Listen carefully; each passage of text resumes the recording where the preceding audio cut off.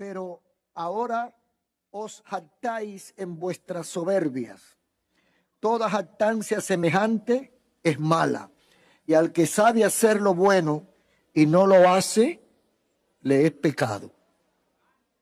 Amén. Pueden acomodarse.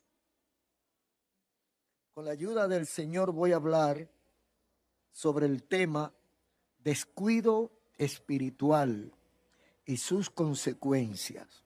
Está marcado con el número 1968. Descuido espiritual. Si yo le hago la pregunta, quizás muchos levanten la mano y otros se queden con la mano abajo, pero están en la misma situación. ¿Hay alguien aquí que se ha descuidado espiritualmente algún día?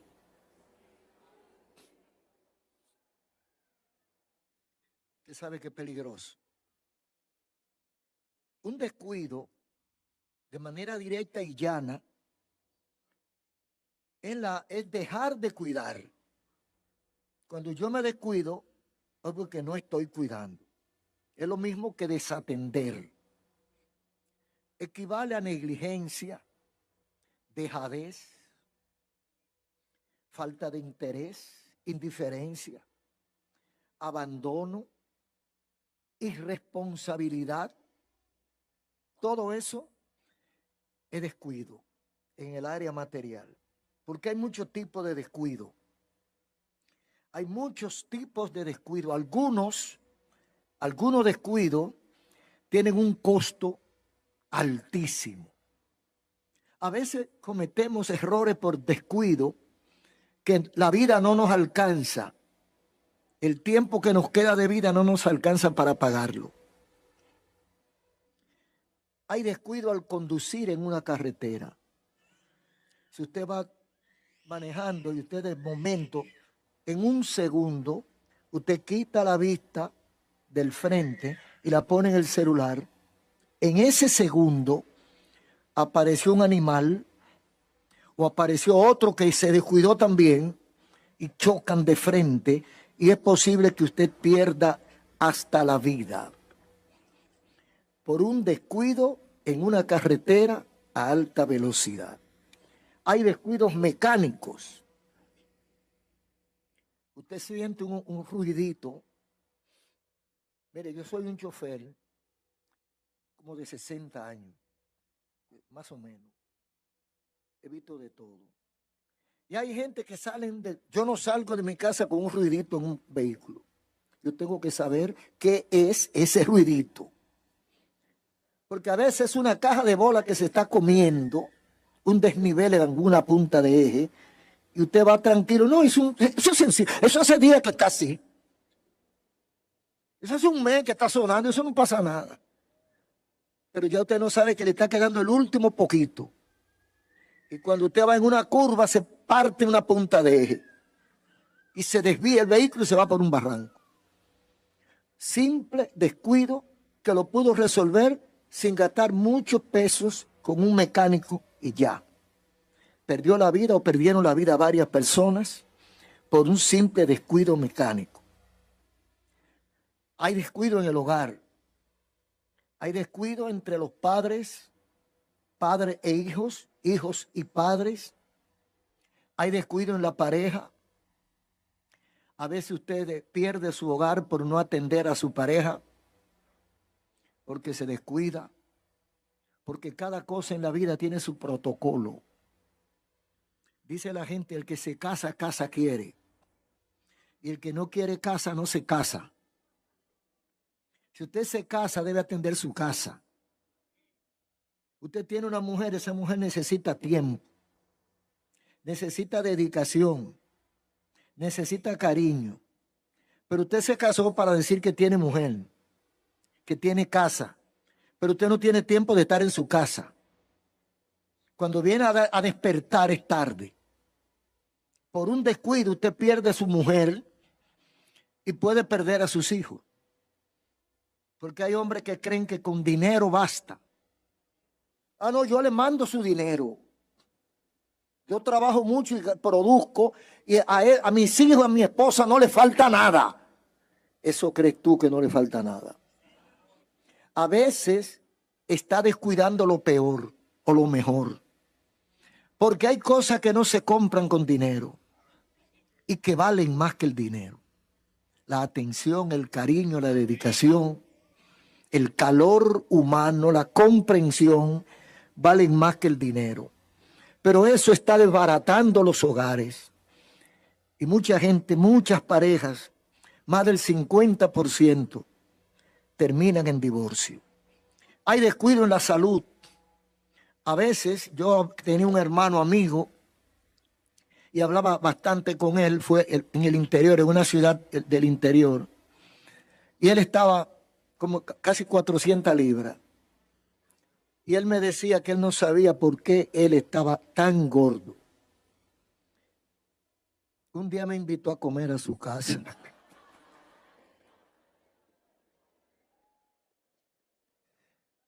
Y yo no tuve que averiguar más. La loma que ese hombre se bajó, hermano. Y repitió. Yo me quedé bobo. Eso es descuido. Comer mucho es descuido. Comer muy poco es descuido. Comer disparate también es descuido. Entonces esos descuidos se pagan en el consultorio. Usted no sale del consultorio comprando medicina, pero si usted no se atiende usted, no vale medicina, no vale consejo médico. Es igual que la gente que tiene un mal carácter, un mal comportamiento y se cansa de ir al psicólogo y quiere que el psicólogo haga un milagro, que lo transforme a él. No, el psicólogo o la psicóloga te traza pautas para tú obedecer, pero si a ti no te da la gana de obedecer esa pauta, no vale psicólogo, ni vale psiquiatra, ni vale consejero, ni vale nada, porque el descuidado eres tú. Entonces son cosas que a veces son sencillas, pero importantísimas, que no le hacemos caso. Hay gente que se descuida con su empresa, con la administración de su empresa. Pone a cualquiera a dirigir la contabilidad. Manda a cualquiera al banco a llevar el depósito. Y cuando viene a darse cuenta, le han hecho un hoyo que no hay manera de cubrirlo y va a tener problemas financieros por descuidado en la administración de su empresa. Hay descuido de los vigilantes, hay ladrones. Bueno, hay una profesión que se llama descuidista. ¿Cuántos conocen esos profesionales? Descuidistas. No son ladrones. No son personas habilidosas que están chequeándolo todo, mirando donde quiere. Usted lo ve siempre atendiendo así y relojeando. Y usted se le queda el teléfono mal puesto y él se dio cuenta. Ese queda ahí, no hace nada. Pero usted se paró al baño o algo y en el descuido de usted y se desaparece. Así con muchísimas cosas lo aplica. Son descuidistas que se aprovechan de otro que es un guanajo, porque hay gente que son guanajas. ¿Sabes lo que es un guanajo? Búscalo en el diccionario.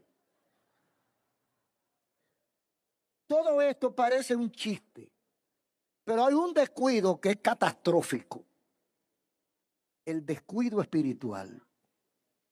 Ese sí da brega recuperarlo, porque hay uno que está acechando que usted se descuide. El diablo es un descuidista. Y cuando usted está bien con Dios, usted tiene todo a la mano. Dios le resuelve, Dios lo inspira, lo tiene contento. Aunque no tenga suficiente arroz y habichuela, pero usted tiene paz y tranquilidad y se siente bien. Pero usted se descuida espiritualmente. Y luego llega una etapa en la cual usted teniéndolo todo se siente mal. Simplemente porque se descuidó en lo espiritual. ¿Sabe por qué? Porque el descuido espiritual, en el descuido espiritual está en juego el alma y la eternidad. Todos tenemos debilidades que nos pueden hacer fracasar si no prestamos atención. Todos somos débiles, nadie es fuerte. Cualquiera puede fracasar y fallar. Sansón falló, Salomón falló, David falló en la Biblia. Y todos esos grandes hombres fallaron porque tienen la parte básica. Son humanos. Entonces, unos fallan y otros no fallan. ¿Sabe quiénes son los que más fallan? Los que más se descuidan. Y los que menos fallan, los que menos se descuidan. Y el que nunca se descuida, nunca falla. Todo esto es mucho más serio de lo que parece. Porque todos albergamos ciertos niveles de debilidades. Y lo primero, la primera virtud es conocer mi debilidad. Si yo conozco mi debilidad, yo me cuido. Dice la gente, el que juega con fuego, se quema. En estos días me escribe alguien que escucha mucho los cultos, no sé si me estará oyendo ahora, de los Estados Unidos. Él no es cristiano, él es de fe, pero no es cristiano, no le sirve a Cristo. Y me dice, pastor, tengo como 30 años tratando de ser cristiano. Dice, tengo un problema serio, pastor, que no he podido ser cristiano. Me he convertido no sé cuántas veces. ¿Sabe cuál es mi problema? Las mujeres. Y tú sabes que ese es tu problema. Dice, yo me arrepiento, me convierto y me dedico al Señor. Y trato de no fallar. Y me aparece una mujer. Digo, no, una no. Aparecen 1000. Mientras tú estés con esta debilidad, haciéndole coro, haciéndole un altar a tu debilidad, te estará apareciendo lo que rompe tu comunión con Dios. O sea, el problema no son las mujeres, el problema eres tú. Porque mujeres siempre ha habido, disponibles y dispuestas. El problema está en aquel que sabe hacer lo bueno y no lo hace, dice Santiago. Porque hay pecados bíblicos que pasan desapercibidos. El pecado de omisión.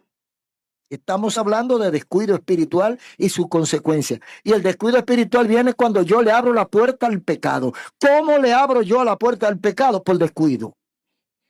El primer pecado que quiero mencionar es el de omisión, que es el que está en Santiago. Y el que sabe hacer lo bueno y no lo hace, es pecado. Sin hacer nada, usted no tiene que cometer el hecho. No tiene que actuar. Por no actuar también usted peca.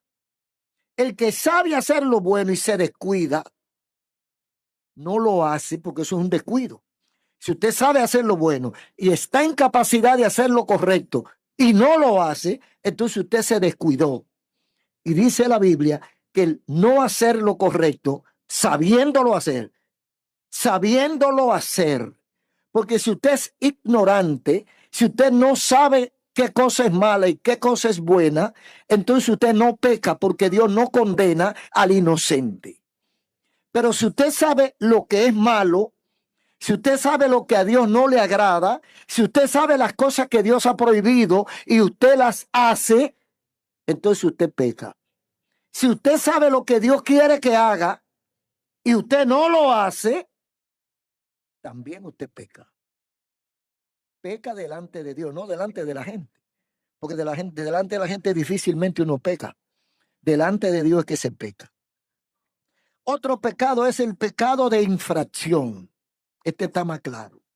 Primera de Juan 3:4 dice, el pecado es transgresión de la ley, que consiste en violar lo que está establecido. El pecado es transgresión de la ley, dice Primera de Juan 3:4. Cuando yo transgredo o infrinjo la ley, cuando la violo. Entonces, cuando yo violo las leyes conocidas de Dios, yo estoy en pecado. Violar lo que ya yo conozco. Hay personas que cometen un hecho y no se le imputa. Y hay otras personas que cometen el mismo hecho y se le imputa. O se le acumula como pecado.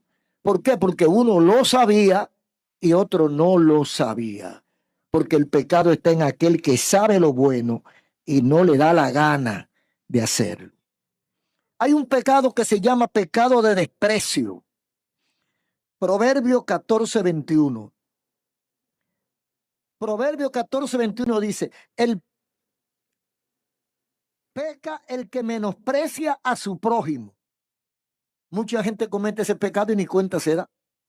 Pero el que desprecia o menosprecia a su prójimo, el que se cree superior a su prójimo, el que se cree que vale más que su prójimo, peca. Sin dar un golpe, sin quitarle nada, peca, dice la Biblia.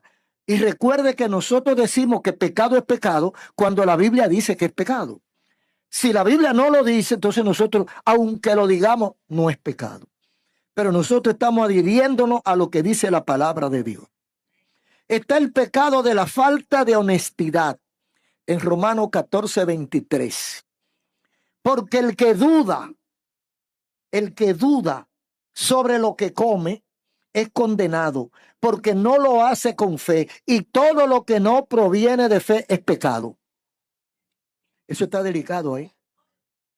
Yo puedo caer en el campo de la hipocresía o del engaño. Cuando yo estoy haciendo una cosa sabiendo o dudando de lo que estoy haciendo. Entonces yo estoy engañándome a mí mismo y engañando al que me rodea. Porque todo lo que no es consciente, todo lo que yo no creo y lo hago, estoy pecando. ¿Por qué tú haces eso? Bueno, porque a aquello le gusta.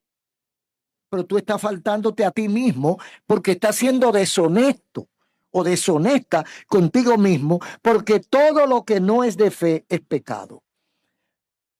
Y lo que no es de fe es duda. Si usted me brinda un plato de comida y yo me lo como sin quererlo, fácilmente me cae mal. Fácilmente, porque uno tiene como unos sensores. Hay unos sensores, yo no sé si es en la nariz, en la boca, dónde que están. Pero hay comida que usted la ve y como que la rechaza. Como que algo le dice, no te lo coma. Y usted por complacer al otro, usted se la come. El Señor me ha dado una habilidad muy preciosa en ese sentido. Con mucha facilidad yo resuelvo ese problema. Hermano o hermana, le agradezco el gesto de este plato, pero no voy a querer. Porque si yo no lo siento. Ah, no, pero es que una descortesía. Sí, es una descortesía, pero peor es que me dio un yello a mí. Porque por algo mi cuerpo, mi espíritu está rechazando ese plato. Me estoy refiriendo a un plato de comida, pero puede ser una conversación también. Puede ser un viaje también. Hay muchas cosas que usted siente que no debe hacerla o no quiere hacerla. No la haga, porque todo lo que no es de fe es pecado. Todo aquello que usted hace sin estar convencido de que es verdad, de que es bueno y que es válido, si usted lo hace, se está violando usted mismo. Por lo tanto, eso es pecado. Vamos a hablar del pueblo de Israel un poquito. El descuido de un pueblo. Un pueblo que conocía a Dios. Un pueblo que a pesar de conocer a Dios, descuida sus estatutos, descuida su voluntad y se desvía. Como se desvía y abandona el camino correcto, Dios también los abandona. Cuando Dios los abandona, caen en cautiverio bajo el imperio persa. Y como en ese tiempo se usaba, todos los imperios poderosos se llevaban cautivos a los ciudadanos del pueblo del país que invadían y los rellenaban con extranjeros para dañar su identidad. Muchos de ellos fueron llevados cautivos, unos a Babilonia y otros a Susa. Y una comisión, eso fue del pueblo de Israel. Muchos de los más brillantes fueron llevados a las capitales de Susa y Babilonia. El resto, lo que menos quería o necesitaban los reyes, se quedó en Jerusalén y en Judá. ¿Qué pasa? Los que estaban en Babilonia y en Susa eran los pensantes, eran los intelectuales, eran los jóvenes, eran los estudiantes, eran los profesionales. Y lo que quedaba allá eran los de menos importancia. Pero delante de Dios valen lo mismo. Entonces, estando Nehemías en Babilonia, que era de los cautivos deportados o exportados, entonces él estaba bien. Y los que estaban en Babilonia relativamente, físicamente estaban bien porque comían y vivían. Pero ellos no sabían cómo estaban los que quedaron en Jerusalén y en Judá. Entonces vino una comisión de Jerusalén y Nehemías lo buscó. Porque Nehemías era un príncipe que le servía a Dios. Nehemías los buscó y les preguntó cómo están los hermanos allá en Jerusalén, en Judá, los que quedaron allá, los que no fueron expatriados. Entonces ellos le contaron cómo estaban los hermanos, le hicieron un recuento de la situación que estaban viviendo: poca comida, poca agua, muchos enfermos, desvalidos, en mala situación económica. Entonces dice Nehemías en 1:4 de Nehemías: cuando oí estas palabras, me senté y lloré, e hice duelo por algunos días, y ayuné y oré delante del Dios de los cielos. Y dice el versículo 7: en extremo nos hemos corrompido contra ti, y no hemos guardado tus estatutos y preceptos que diste a Moisés tu siervo. El versículo 8: acuérdate de las palabras que diste a Moisés: si vosotros pecareis, yo os dispersaré por los pueblos. Versículo 9: pero si volviereis a mí, aunque vuestra dispersión sea hasta el extremo de los cielos, de allí los recogeré. Dice Nehemías que cuando oyó la información de la situación de sus compatriotas allá en Jerusalén, él lloró. Me senté y lloré. Hice duelo por varios días. Ayuné y oré delante del Señor. Y entonces le llegó la reflexión. Porque, hermano, Dios no castiga a inocente. Nunca en la Biblia encontraremos a alguien que Dios lo castigó sin que supiera por qué lo castigó. Dios le decía al pueblo constantemente que no se juntaran con los paganos, que no hicieran idolatría, que no se fueran a la hechicería, que no abandonaran el culto a Jehová de los ejércitos, porque le iba a ir mal. Ellos abusaban de la confianza y se desviaban, como decía creo que el domingo pasado, se enamoraban de las mujeres cananeas o de los hombres cananeos y se ligaban con los que no conocen a Dios, y ellos lo inclinaban a la hechicería, a la idolatría, al paganismo, y Dios rechaza, vomita esa conducta. Entonces Israel le pasó eso y por eso estaban cautivos. Por eso Dios permitió que los invadieran, porque Dios siempre ha defendido a Israel. Cuando usted ve que castigan a Israel es porque se hizo una travesura. Y luego Dios lo recompone, pero le da su pela. Entonces, Nehemías recordó por qué Dios permitió el castigo a su pueblo. Cuando dice en el versículo 7, nos hemos corrompido contra ti y no hemos guardado tus estatutos que diste a Moisés tu siervo. O sea que había una conciencia de un descuido espiritual. El pueblo de Israel se había desviado, había mirado para otro lado y no sabía que venía otro chofer del otro lado a alta velocidad que también se había descuidado. Y se produjo el accidente. Los muertos no se podían ni contar. Y daba lástima aquello. ¿Por qué? Porque se apartaron del camino. Pero dice el versículo 8, acuérdate de las palabras que diste a Moisés. O sea, Nehemías, que no había pecado, era Israel el que había pecado. Nehemías, que no había pecado, le dice al Señor en su oración: acuérdate de las palabras que diste a Moisés. Si ustedes pecan, yo lo voy a dispersar por los pueblos.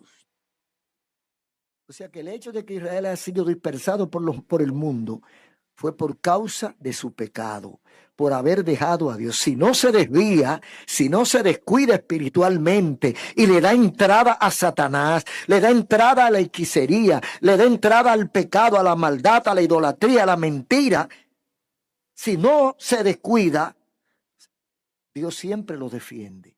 Pero cuando uno se descuida, se desvía. Entonces, Nehemías le dice al Señor que se acuerde de su palabra que le dijo a Moisés: si ustedes pecan, yo los voy a dispersar por los pueblos. Pero aquí entra la misericordia. La misericordia de Dios, que siempre está atenta. A veces se ausenta porque nuestra conducta así lo amerita. A veces la misericordia de Dios como que no está, pero siempre está. O sea, está inactiva o pasiva, pero siempre está. Entonces dice: acuérdate de lo que le dijiste a Moisés cuando yo disperse los pueblos.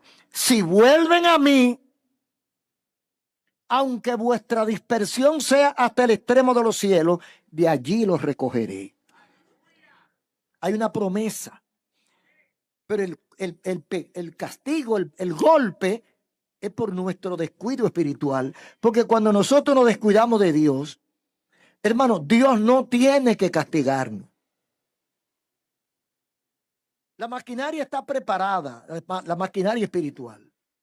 Hay un demonio, un diablo, un Satanás, que tiene todas las herramientas para hacernos la vida imposible. Desde la economía hasta la salud, hasta los sentimientos. El diablo golpea los sentimientos, golpea las relaciones maritales, golpea la salud física. El diablo golpea la relación de hijos, padres. El diablo golpea la economía. El diablo acaba con todo. Pero cuando Dios nos está protegiendo, Satanás respeta.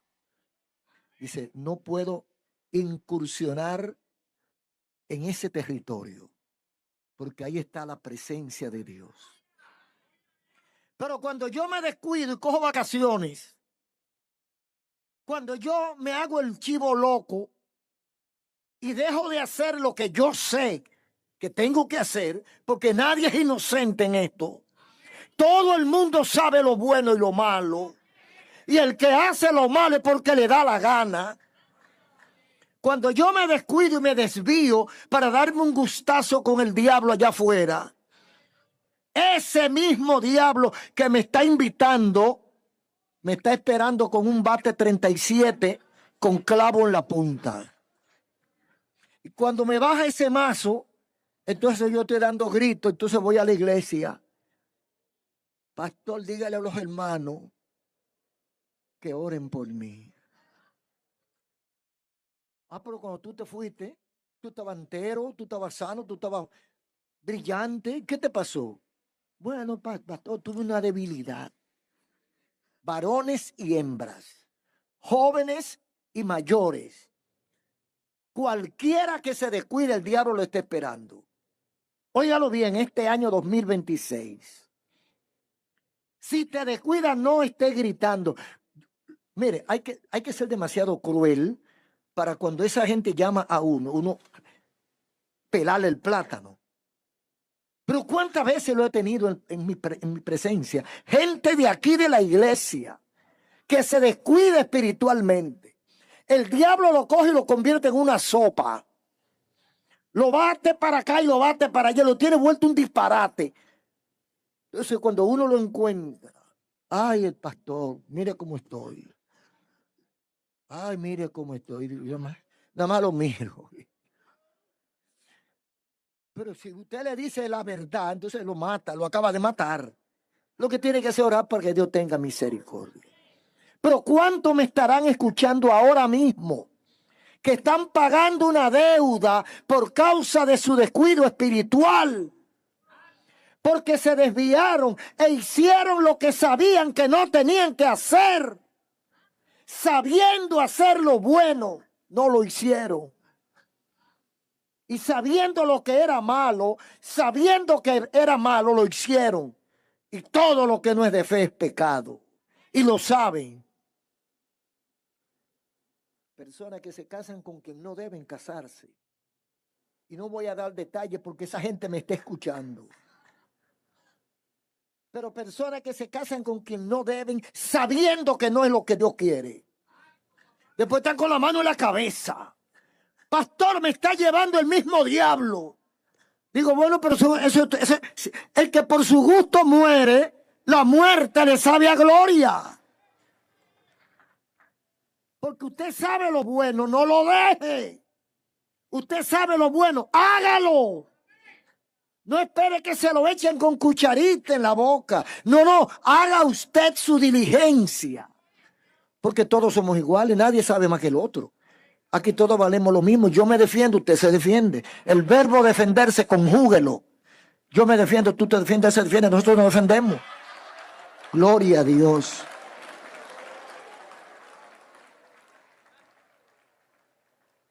Entonces Nehemías está consciente de que la pela que están sufriendo, la pela que tienen encima, es porque se descuidaron con Dios. Entonces procede, cuando uno se descuida con Dios y Dios le baja el fuetazo, ¿qué tiene uno que hacer? Bueno, lo que hicieron, nosotros tenemos los ejemplos de Israel. Para bien y para mal tenemos los ejemplos de Israel. Entonces lo que tenemos que copiar, ¿qué hacía Israel para volver a entrar en contacto, en buena relación con Dios? Vamos a ver lo que hizo este muchacho, lo que hizo Nehemías, que convocó al pueblo que se había entrado, se había amalgamado con los cananeos y con todo el mundo. Y los hebreos tenían mujeres cananeas y las mujeres hebreas tenían hombres cananeos, filisteos. Entonces, ¿qué dice la Biblia? Dice la Biblia que Nehemías los convoca para buscar la reconciliación con Dios. Porque cuando uno ha pecado, lo que tiene que buscar la reconciliación con Dios. Porque Dios no rechaza a nadie que se acerca a Él. Al que se aleja, sí, pero el que busca su rostro lo encuentra. Entonces Nehemías convoca a los israelitas y dice, el versículo 2 del capítulo 9, y ya se habían apartado la descendencia de Israel de todos los extranjeros y estando en pie confesaron sus pecados y las iniquidades de su padre. ¿Qué quiere decir eso? Convoca a la nación que conoce a Dios. Pero como habían hecho relaciones con extranjeros, el primer requisito era que salieran los extranjeros. Nehemías no ministró mientras los extraños estaban ahí, por muchas razones, no por falta de amor, quizás por falta de comprensión, porque esos extranjeros no iban a entender lo que ellos estaban haciendo.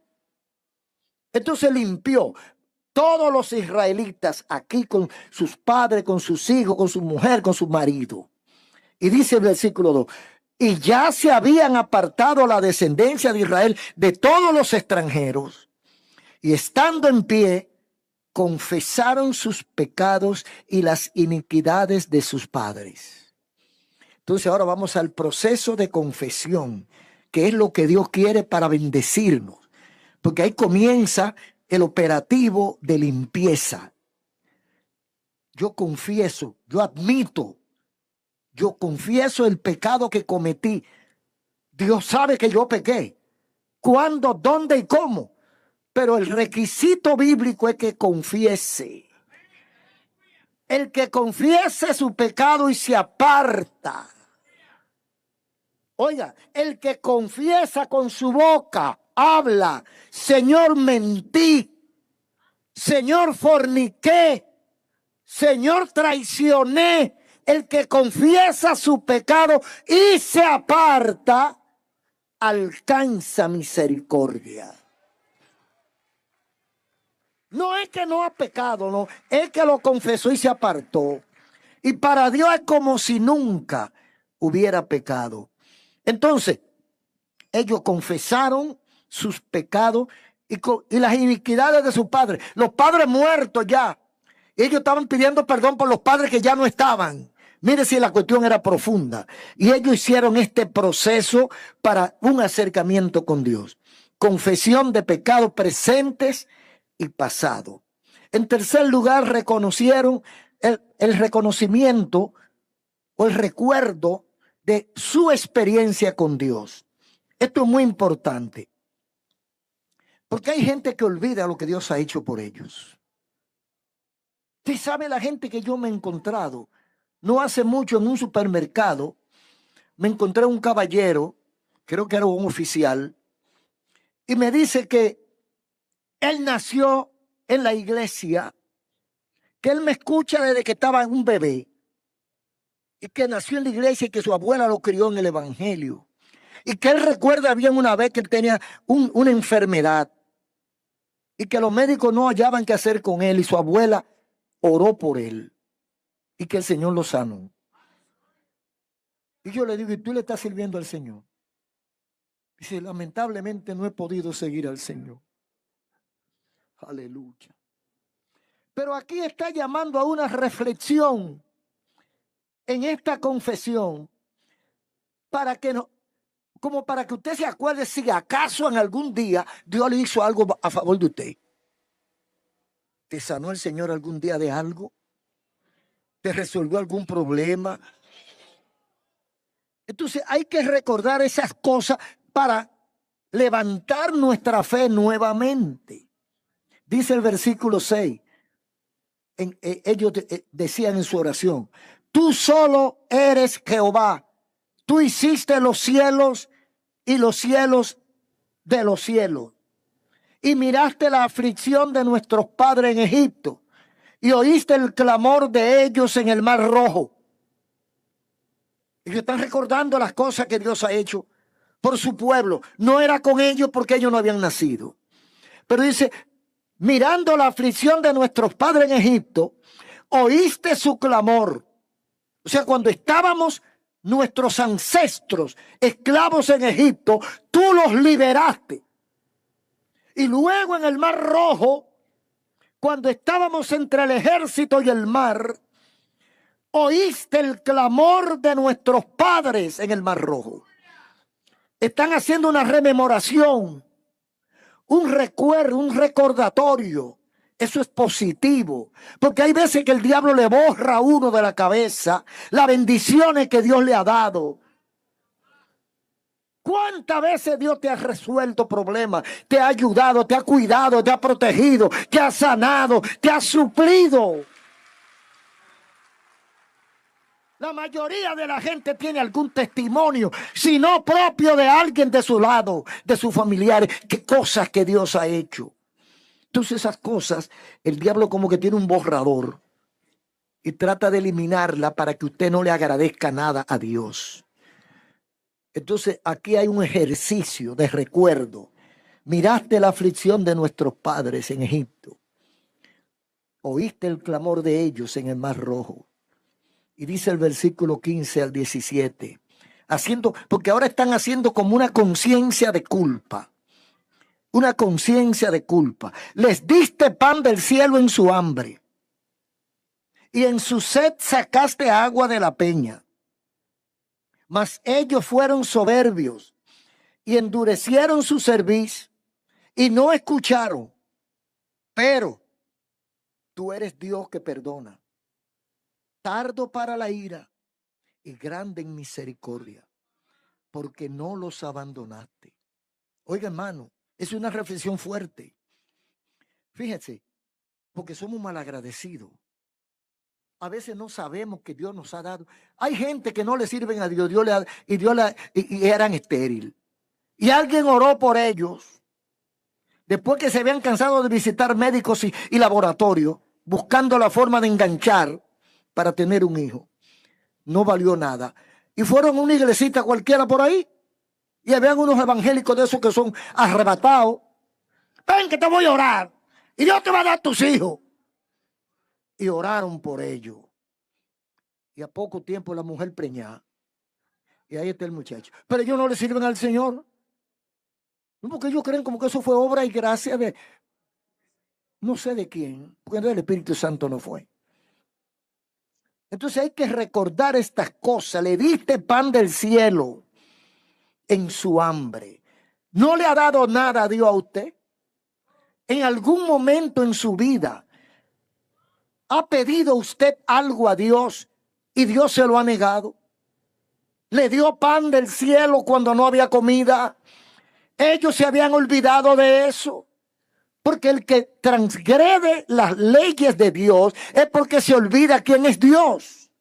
Entonces, le diste pan del cielo en su hambre y en su sed, en el desierto, sacaste agua de la peña para darle de beber.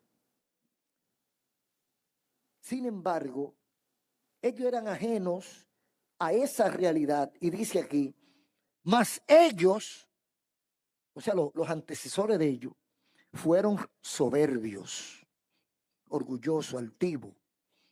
Endurecieron su cerviz o su corazón y no escucharon. Endurecieron su cerviz y no escucharon. Le voy a aplatanar eso. La cerviz es esto aquí, el cuello, el pescuezo. A los bueyes lo amarraban, le ponían el yunque en el pescuezo aquí.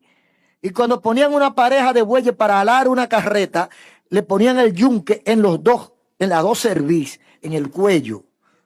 Y los bueyes iban alando. Cuando van a guiar caballos o burros, le ponen el lazo en el cuello. Por el cuello te dirige los animales. Cuando el burro no quiere doblar, decía mi abuelo andaba en burro, la alaba con la soga, él quería doblar, el que lo monta quiere doblar para la izquierda y lo ala para que doble y el burro hace así para la derecha. Y así pone el yunque así duro. Eso es la cerviz. No quiero ir para donde tú quieres. Entonces lo alaba y nada, duro para acá. Eso es lo que dice la Biblia. Endurecieron la cerviz y no obedecieron. Ahora, ¿qué hacía mi abuelo? Él quería que doble para allá y el burro daba para acá. Le daba tres palos por aquí. ¡Pam, pam, pam! Entonces el burro doblaba. A veces Dios tiene que hacer eso con alguna gente. Bendito sea el Señor. Endurecieron su cerviz y no escucharon. Pero, tú eres Dios que perdona. Si Dios se llevara de lo malo que somos, hermano, de lo desobediente que hemos sido, si Dios se llevara de los rebeldes que hemos sido, de las veces que Él nos ha hecho entender cosas que no nos ha dado la gana de hacer, de las veces que hemos desobedecido, si Dios funcionara de acuerdo a esa conducta nuestra, estuviéramos ya llegando al infierno. Pero Dios nos da siempre una misericordia a los amigos y a los hermanos. Hay amigos que Dios le ha hablado de 4 o 5 maneras y ellos se hacen lo que no entienden. Se hacen, no, eso no es conmigo, eso es con el otro. Eso le quedó bien a fulano. A él no, al otro. Endurecen la cerviz y no escuchan. Se resisten, saben que el evangelio es la verdad, pero ellos se resisten a aceptarlo. No lo voy a hacer ahora. Lo hago mañana. ¿O es obligado? No es obligado ni deja de serlo. Porque para entrar al cielo sí es obligado. Para entrar al infierno no es obligado. Entonces dice, pero tú eres Dios que perdonas. Tardo para la ira y grande en misericordia, porque no los abandonaste. A pesar de todo eso desafuero que cometemos, Dios no nos abandona o no se aleja tanto de nosotros que perdamos el contacto. Yo me voy, abandono al Señor, pero el Señor está pendiente a cuando a mí me dé la gana de volver. Y cuando vengo de corazón, me recibe como el hijo pródigo, con los brazos abiertos. Bendito el nombre del Señor. Hay un descuido espiritual del pasado. Dicen los israelitas, o dice el profeta en el 9:19 de Nehemías, lo sustentaste 40 años en el desierto. Su vestido no se envejecieron ni se hincharon sus pies. Eso es impresionante. Usted sabe lo que es 40 años con una misma ropa y no se envejecieron. Uy, si usted quiere más milagro de ahí. Y dice, y los pies no se hincharon. Caminando por el desierto 40 años. No se envejecieron sus vestidos ni se hincharon sus pies. ¿Por qué? La misericordia de Dios. Hubo provocación. Dice el versículo 26, 9:26 de Nehemías. Pero te provocaron a ira y se rebelaron contra ti y mataron a tus profetas. ¿Cuántas veces hemos provocado o desafiado a Dios con nuestra conducta? Los que conocen la Biblia y los que no la conocen. Porque el que dice que no la conoce porque ha oído. Y sabe lo bueno y sabe lo malo. Dice aquí que el pueblo provocó a ira a Dios, desviándose y descuidando lo espiritual, descarriándose del camino. Y cuando Dios le mandaba a los profetas, se rebelaron contra ti y mataron a tus profetas. Eso es doble maldad. Porque yo estoy mal, me estoy portando mal. Yo sé que estoy mal contra Dios. Entonces Dios me manda un consejero. Dios me manda a alguien para que me ayude, para que ore por mí. Y yo lo que hago es que lo agarro y lo de barato. Acabo con él. Eso es lo que hizo Israel. Como el pueblo estaba descuidado espiritualmente. Cuando uno está descuidado espiritualmente, no tiene capacidad de ir delante de Dios de rodillas. Cuando uno se descuida espiritualmente, se aleja de Dios y se pone como voto de entendimiento, como que no entiende lo que Dios le está diciendo. Como que, bueno, dice la Biblia, dice el apóstol Pablo que una venda, el Dios de este siglo le tapa el juicio para que no le entre la luz del evangelio. Cuando estamos apartados, puede ser que nunca se haya entregado a Cristo, puede ser que nunca se haya convertido, o puede ser que una vez se convirtió y se descarrió porque vio cosas en el mundo que le atraían y que a Dios no le agradaban. Entonces me voy al mundo para tener tranquilidad y disfrutar mi vida.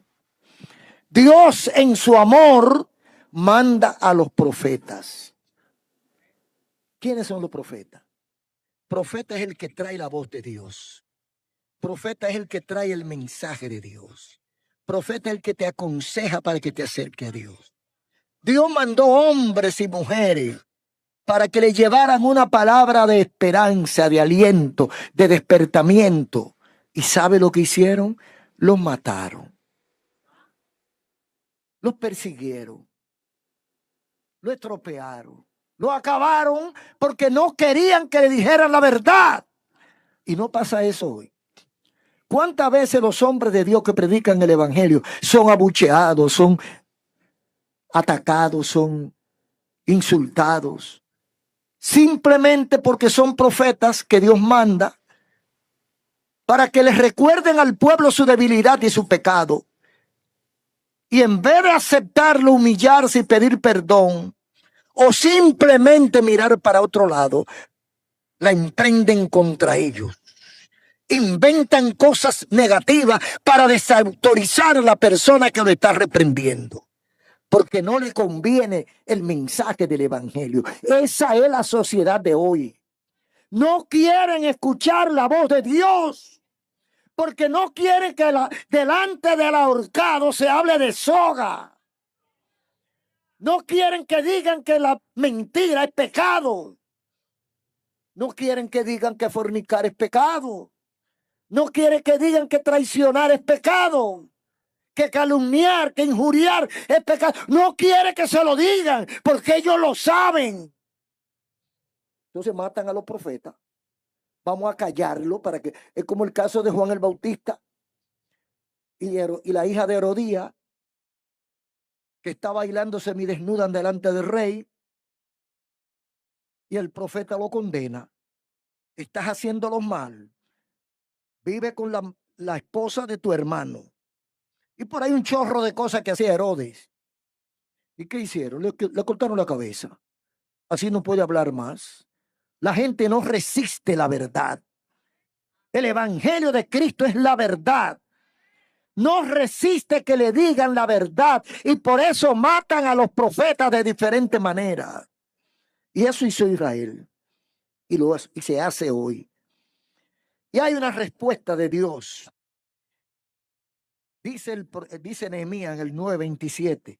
Entonces los entregaste a mano de sus enemigos, los cuales lo afligieron.